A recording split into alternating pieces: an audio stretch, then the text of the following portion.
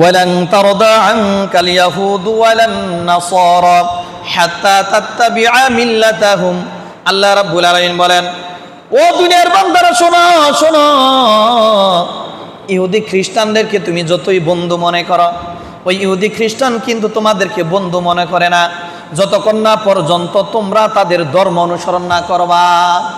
তাফসীরের মধ্যে আসছে, ও দুনিয়ার মানুষেরা, ইহুদি খ্রিস্টান তোমরা যেমন করে তোমরা তাদেরকে বন্ধু মনে করো, এরা কিন্তু তোমাদেরকে বন্ধু মনে করে না যতক্ষণ পর্যন্ত তোমরা তাদের দলের অন্তর্ভুক্ত না হয়ে যাবা, ততদিন পর্যন্ত তারা তোমাদেরকে বন্ধু মানবে না।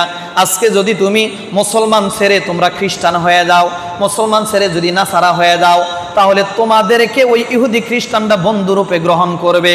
তাছাড়া কিয়ামত হয়ে যাবে, মুসলমান থাকা সত্ত্বেও কখনো ওই ইহুদি খ্রিস্টানরা তোমাদেরকে বন্ধু বানাবে না। ঠিক না ঠিক জোরে বলেন। আল্লাহ তাআলা বলেন, ওয়ালান তারদা আনকাল ইয়াহুদু ওয়ালান নাসারা হাত্তা তাত্তাবিআ মিল্লাতাহুম। তোমরা যতই বন্ধু মনে করো তোমাদেরকে বন্ধু মনে করবে না। এজন্য বান্দারে ওই ইহুদি খ্রিস্টানের কৃষ্টি কালচার মনের ভিতর ধারণ করো না, তাদের কৃষ্টি কালচার অন্তর থেকে দূর করে দাও, রাসূলের সুন্নতকে নিজের মধ্যে জায়গা করে নাও। দেখবা তোমার কথা হিংস্র প্রাণীরা পর্যন্ত শুনবে। ঠিক না ঠিক জোরে বলেন। হিংস্র প্রাণীরা পর্যন্ত সাহাবী কিরামের কথাগুলো শুনেছেন, তাদের কথাগুলো যেভাবে বলেছেন, এখান থেকে যাওয়ার কথা বললে ওই বাঘও সেখান থেকে সরে গেছে। জোরে বলেন সুবহানাল্লাহ। নাফি ইবনে উকবা ইবনে নাফি রাদিয়াল্লাহু তাআলা আনহু, তিনি একবার বিশাল এক জামাত নিয়ে আফ্রিকার জঙ্গলে গেছে। যাওয়ার পরে রাত হয়ে গেছে, মনে মনে চিন্তা করতেছে আজকে রাতটা আমরা কোথায় কাটাবো। তারা পরামর্শ করলো, টেনশন নাই, আজকে রাত্রিটা আমরা এই আফ্রিকার জঙ্গলের মধ্যে কাটাবো। এই কথা বলে সমস্ত প্রতিনিধিরা তারা ওই আফ্রিকার জঙ্গলের মধ্যে ঢুকে গেছে।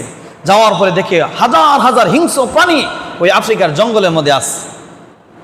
ওই উকবা ইবনে নাফি রাদিয়াল্লাহু তাআলা আনহু ওই জঙ্গলে ঢোকার পরে তিনি একটা ভাষণ দিলেন, আইয়ুহাল হাশারাতু ওয়াসিবাউ নাহনু আসহাবু রাসূলুল্লাহ সাল্লাল্লাহু আলাইহি ওয়াসাল্লাম ফারহালু ইন্না নাজিলুনা ফামান ওয়াজাদনাহু বা'দাল কতালনা। ওই নাফি ইবনে উকবা রাদিয়াল্লাহু তাআলা আনহু তিনি একটা ভাষণ দিলেন, ও জঙ্গলের হিংস্র প্রাণীর দল, তোমরা আজকে এখানে বসবাস করো না।